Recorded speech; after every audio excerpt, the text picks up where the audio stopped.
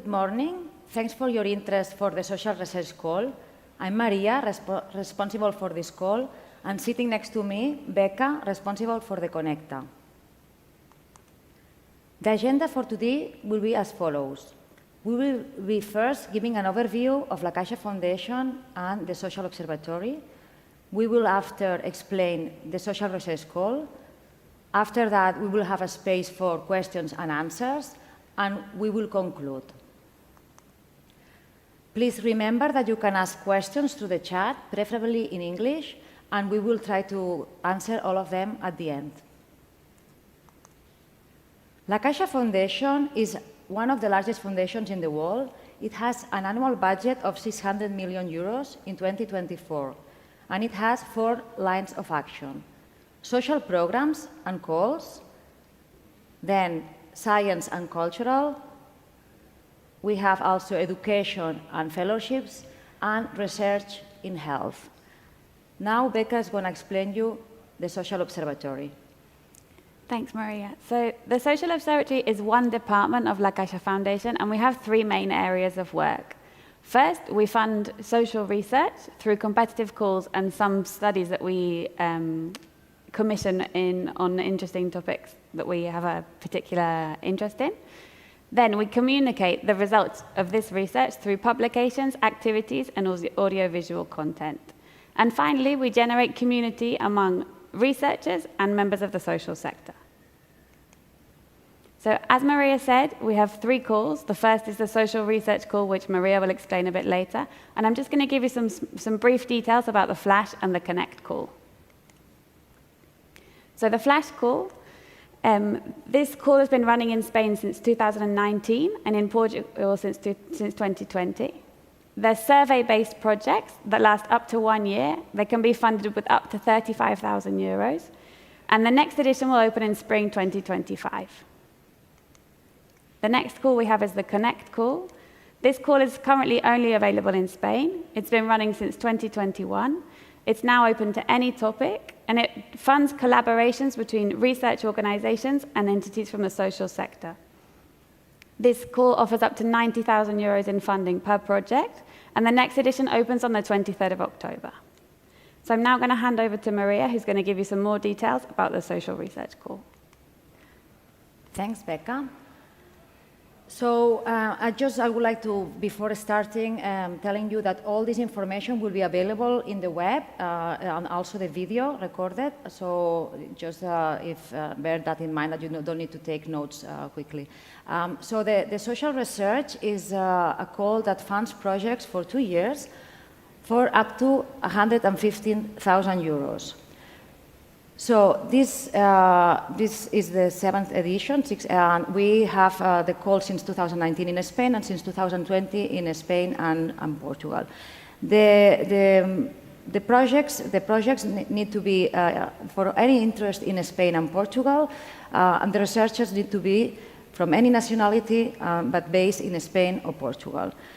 As I will explain you later in the process of selection, we have a mix of evaluators from the academic world and the practical world, because we found projects that are excellent, in scientific excellence, but also that they have social impact. So, as I was saying, we support projects that have rigorous evidence in quantitative analysis and that they are focused in Spain or Portugal. The project leader must be in any center in Spain or Portugal. So, Becca, if you can move on. Yes. So how does this application process work? This call has 2 main phases. The first phase and the second phase. The first phase, the project leader needs to write a short proposal of 3 pages. And then the second phase, it's a full proposal of 15 pages. Also, you have to develop a budget and a Gantt chart. The evaluation process, I will explain more in detail how this process is working in a minute, but just to give you an overview that projects need to be blinded, so they're totally anonymous, because the review, as I will explain you later, is blinded until the last phase. Okay? This is to give equal opportunities to all the researchers. Okay, so how does the evaluation process work? First of all, there will be an eligibility period of, after you submit, that as you will see later, the call is open the 7th of January and closed the 22nd of January 2025. So after a few days, we will start with phase 1. Phase 1 is built in 2 subphases. So we will have first a subphase that 5 evaluators will be assessing your short proposal. And then after that, we will move. Usually we receive more than 300 proposals, between 350 and 100. So we will move the 200 to the second subphase of the phase 1, which is a phase, we will move 200 proposals, and it's a phase where we have 5 evaluators per application. So in this whole phase, first phase, there are 2 subphases, as I was saying. First, 5 academics looking at the proposal and 5 practitioners.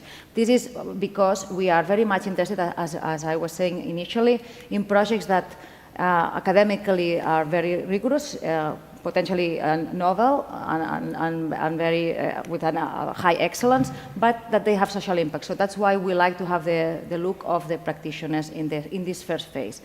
Then after that, when phase 1.2 is completed, we move to the second phase, where we invite 100 applicants to submit a full proposal. The full proposal, as I was saying before, is 15 pages with a budget, and then it's developing more of, the project, what the investigator wants to do. And this phase 2, there is also 2 subphases. 2.1, when we have 5 academics looking at the proposal, and then from those, around 30 will go to the final stage, that is 2.2, that there is an interview. So let me now remind you that all these 3 first subphases, 1.1, 1.2, and 2.1, the proposal needs to be anonymous. This is very, very important. So you have to write everything in the proposal without mentioning your name nor the institution where you work, because we want that the evaluators don't know who is behind the proposal. The focus is totally on the proposal. Only at the very end, when you get to the final phase, which is the interview, you have a panel of 12 individuals, 12 experts, 8 from the academia and 4 from the practical world, that then these interviews will last 20 minutes, and you will have to defend your proposal in front of the panel. This panel, it's a hybrid format, so meaning that those who arrive to the panel will have to discuss the proposal online, but the panel will be physically in Barcelona. Well, all these details, I just want to give you an overview of the evaluation process. All this information, as I said, is already in the web, in the Social Observatory webpage, the rules for participation, but also how to navigate through the platform while you're doing all the process. So I encourage you to start already looking, because the process, the application process starts the 7th of January, but you can already start preparing the materials that you need. Okay, so let's move on. So what are the main criteria for a successful proposal? So basically there are 5: novelty, scientific soundness, social relevance, public engagement, and feasibility. As I said, there is a mix of evaluators from the academic world and the practical world. So the academics will be focusing more on the novelty, the scientific soundness, and the feasibility, and the practitioners will be focusing more on the social relevance and the public engagement of the project.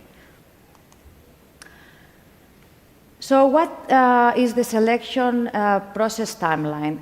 So we start today with the informative session, and then in January you will be able to submit your proposal between the 7th and the 22nd of January. Then there will be the first phase evaluation process, these two sub-phases, the evaluation of the short proposals taking place between February and March. After that, you will be notified at the end of March, whether roughly end of March, if you have invited for the full proposal, and you will have around 6 weeks to prepare it and submit it at the end of April.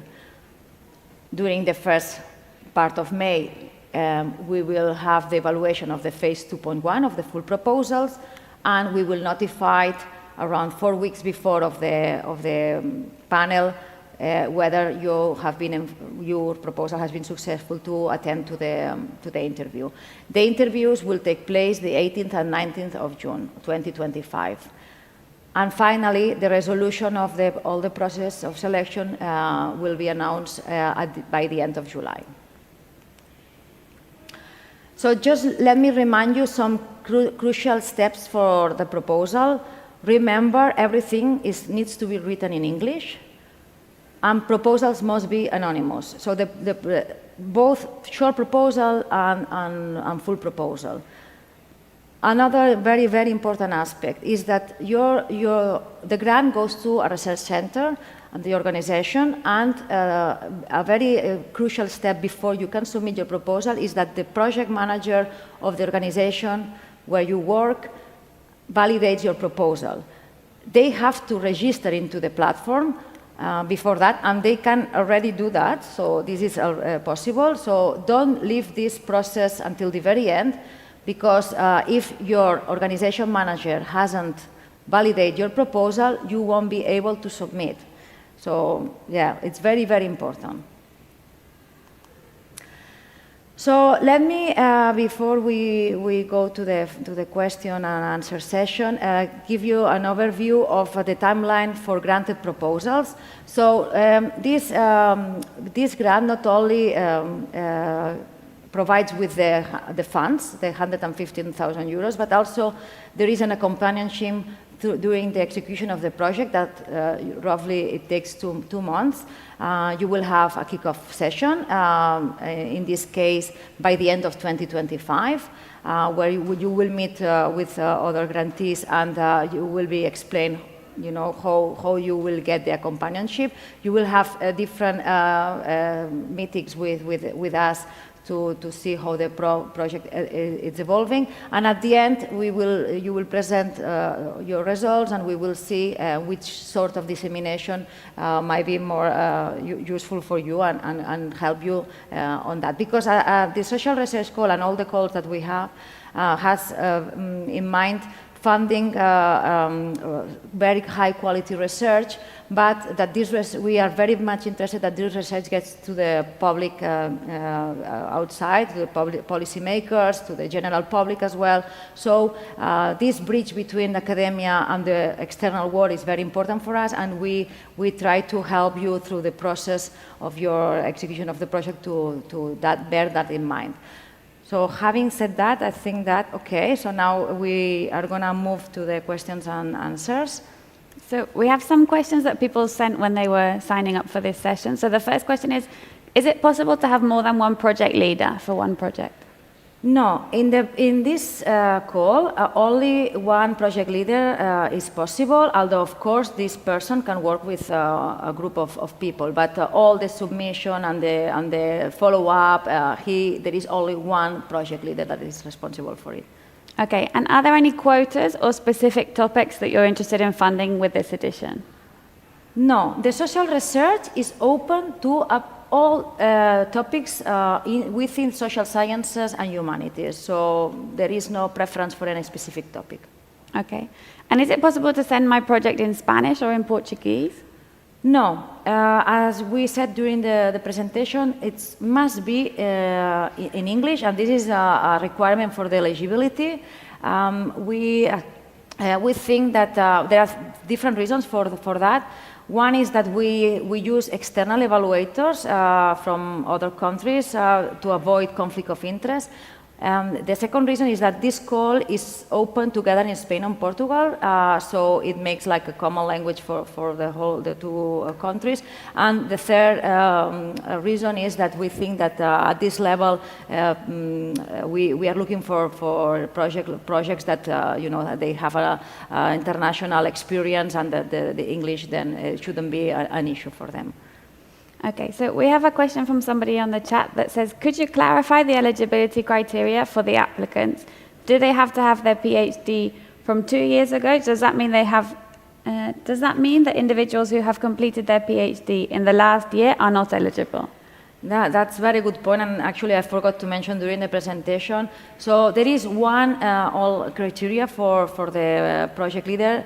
Him or she must have completed the PhD at least 2 years before the submission deadline.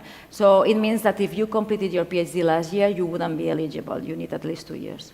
Okay. Can I send a qualitative research project, or is it only quantitative? Okay, so we are very much focused in quantitative analysis because we are looking to, after that, maybe be able to also disseminate the results. But having said that, the social research call covers 115,000 euros. We really want to have quantitative analysis. But if during this process you want to incorporate extra analysis that is qualitative to support your quantitative analysis, to organize focus groups, it's totally possible, so yes. Okay. Can you tell us how many projects will be funded? Okay, so I can say what we've more or less been funding up to now. Usually we try to fund half of the projects that get to the final interview, so that will mean around 15 projects. But this is not always like this. Sometimes has been a little bit more, sometimes a little bit less, but more or less that could be a reasonable figure. Okay, is it possible to submit a proposal on the same area of knowledge if I've already submitted a proposal to the flash call? Okay, so you can submit to the social research,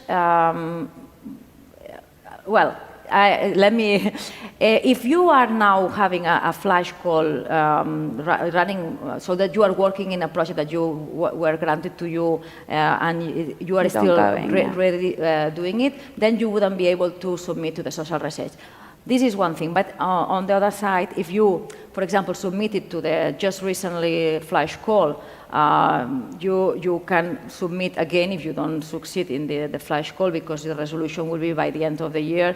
You can prepare a project that is with a larger scope, because the flash is a smaller project, and then submit to the social research. Yeah, so someone else is asking about the connect call. So within the social observatory, we have these 3 calls, and if you have a project that's ongoing, you can't apply for another project. But if there are 2 calls that coincide and you don't have the results yet, you can apply to both. And if both of your projects were funded, you have to choose which Becca. one. Yeah. Okay. Where can we find out the information about the documentation we have to send? So maybe I can just move on this slide so you can see the website at the bottom. Yes, thanks. It's written here. Everything is in our webpage. There is a section that says calls, and there is information about all 3 calls, the flash, the connector, and the social research. All the past editions is there, and also the new one. So you will see Social Research 2025, and within that you have the rules for participation, which also explain you very well what you need to do. Also, one document that helps preparing your short proposal with things that you shouldn't forget and you should check, so the checklist of what needs to be done. And also there is another document where it describes you how to navigate through the platform with some screenshots that are very useful for the applicant and for the organization manager. So someone says, I'm just checking I understood. We have to have had a PhD for 2 years in January when we submit the proposal. Exactly, yes. And this is written in the rules for participation. It's exact the date. I think it's you must have completed your PhD by the 22nd of 2023. So, yeah. Okay. Somebody else says, can you explain again the difference between the project leader and the organization manager? Are they two different people? Yes, absolutely. There are two different people. So you should investigate within your organization who is the organization manager. It's usually someone who deals with all the application processes of the different grants. Then this person needs to enter into the platform register.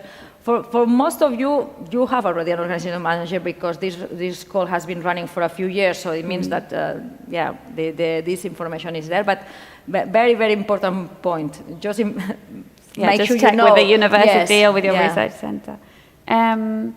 Okay, so somebody's asking, are there any requirements about publications in recent years, or is there a first quartile publication? Is that necessary to apply? Okay, this is a good point. This is the first year where within the eligibility criteria there is no the need for having publication in a QU1 journal. We have eliminated this criteria following the advice of some experts and also from the surveys that we take to the applicants. And so in the end, we decided that we trust the evaluation process to pick up the best quality, and we leave the criteria only to the duration of your PhD. Okay. Can the same institution support more than one application? So can one university send more than one application? Of course. Each university can send as many as they like, yes. Okay. Somebody says, do you try to fund projects from different fields within the social sciences, or is it just based on the scores of the evaluators? Is based on the scores of the evaluators. So we try that, as you see, a project that is granted has gone through many different evaluators of the different fields, and so at the end we will decide only based on the ranking of the final panel. Okay, so somebody says, do the projects have to be related to Spain and Portugal, or just one of the two countries? One of the two. So some researchers, they focus in Spain and they maybe compare to with other countries. Others, they do Portugal. Others, they do a mix. So what is important that the main focus will be in one or both or the other. So but if you want to have a comparison with other countries, it's also possible to include, but not being the focus totally on that. Okay, so somebody says, does the project need to include information about the research team? Okay, so with that, as I said, the evaluation process focuses mainly on the project. So when you write the short proposal, it has to be blinded. When you write the full proposal, it has to be blinded. So the members of the team doesn't need to be absolutely not in the proposal. It's true that for the phase 2, preparing for the panel, we have we ask one document that is the academic expertise, and one document that is the social and public sector expertise, and that will have that it will help maybe something at the very end of the process, but it's not the focus. So just remember, very important, what matters is how well written is the proposal, how novel is the proposal, and don't write any name on the proposal. Okay, perfect. Is it possible to hire, for example, a PhD student or a researcher specifically with the budget for this call? Yes, it's possible. Actually, most of the grantees that we have so far, they have used the money to hire someone, an expert, to help them to execute the project. So yes. Okay, so somebody wants to know whether they will know if the flash call from September they will have the results before January, and I think they will know in November, so you'll know in time to decide whether you're going to apply or not. Somebody else wants to know whether we fund 100% of the project, or do they need some kind of co-funding from another organization? So no, we found the total amount, the 115,000 euros. So it's true that there are projects that maybe they can have parallel funding for doing something extra with another funder. That wouldn't be a problem, but yeah, you will have to develop a Gantt chart and a budget where you will have to specify how you make use of these 115,000 euros. Okay.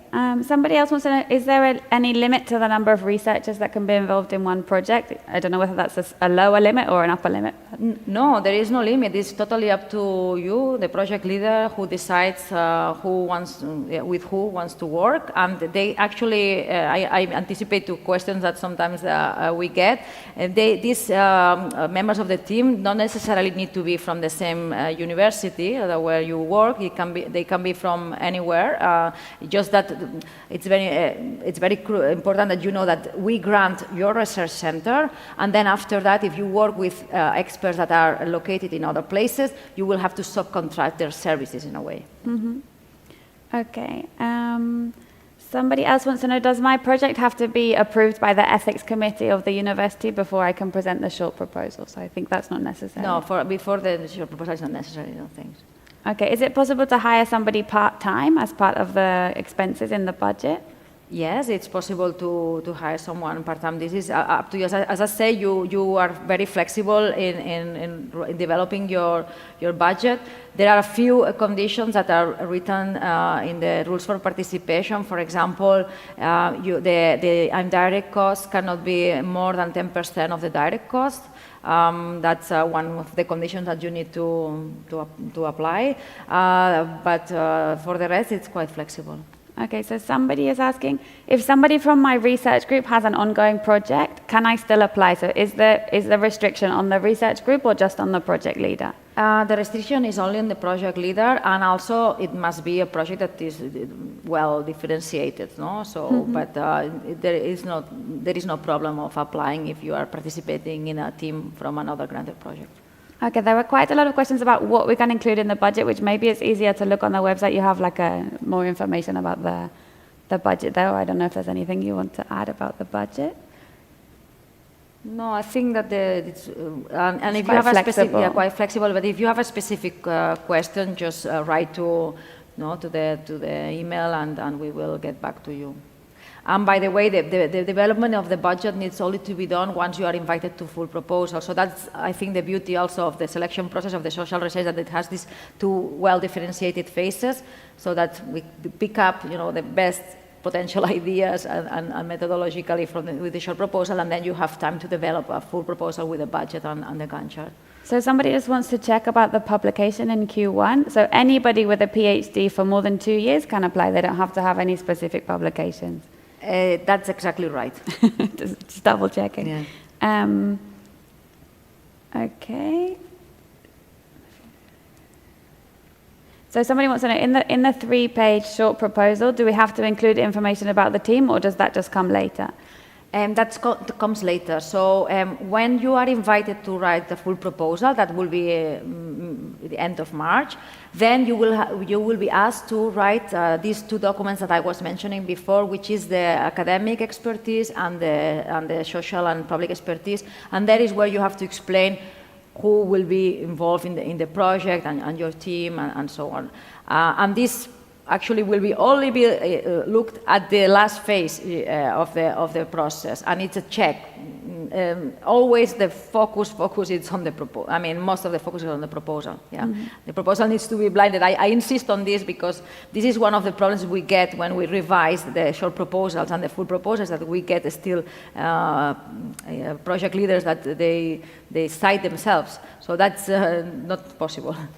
Okay, so somebody else is asking, does the project have to include a survey, or can it be any kind of quantitative data? It can be any type of quantitative data. There is a lot of data available, and that it can be used. No, there is a mix of projects that we fund. Some of them, maybe they require to do a focus group or a survey. Okay, that's fine. Others, they are using data available from the ministry or the national statistics or whatever, yeah.